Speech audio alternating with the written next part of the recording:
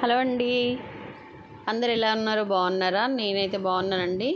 మీ అందరికీ నేను మా ఇంట్లో ఉన్న పూలు అయితే చూపిస్తున్నానండి. పూలు కట్టడం వీరజాజి పూలు, కనకాంబరాలు అయితే మా పాప చేత అయితే కట్టిస్తున్నాండి. అది మీకు చూపిద్దామని నేనైతే వీడియో అయితే చేస్తున్నాండి. చూడండి,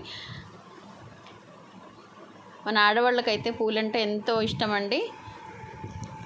మనం ఎంత ఇష్టపడతామో అంత ప్రేమగా అయితే ఉంటాం. పూలు అనేది చాలా పవిత్రమైనది.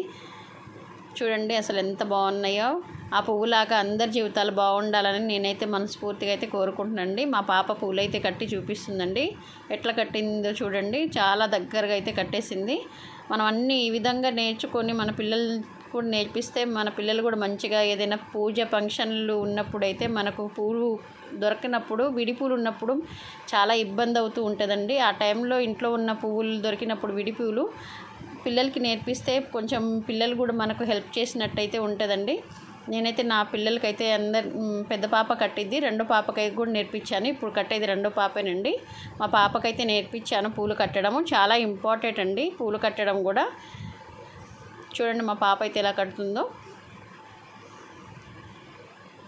మనం ప్రతిరోజు ఇట్లా ఇంట్లో ఉన్న పువ్వుల చేత మనం మన పిల్లలకైతే అది నేర్పి ఇవ్వచ్చండి. అప్పుడప్పుడు వాళ్ళు ఫస్ట్ ట్రైనింగ్ ఇవ్వాలి వాళ్ళకి, కట్టడం ఎలా అనేది వాళ్ళకి నేనైతే చూపించానండి. చూపించిన తర్వాత ఇంకా వాళ్ళంతటా వాళ్ళే కట్టుకోవాలని వాళ్ళ చేతనే అన్నీ కట్టిస్తూ ఉంటానండి. అలా కట్టిన ద్వారా ఇప్పుడు అయితే చిన్న చిన్నగా కట్టడం అయితే నేర్చుకుంది. ఇప్పుడు పర్ఫెక్ట్గా అయితే వచ్చింది కాబట్టి నేనైతే వీడియో అయితే చేసి అయితే చూపిస్తున్నానండి. ఎలా కట్టింది అనేది కూడా మీరు చెప్పండి. మా పాప ఎలా కట్టిందో చూడండి. చాలా దగ్గరగా అయితే మంచిగా అయితే కట్టిందండి.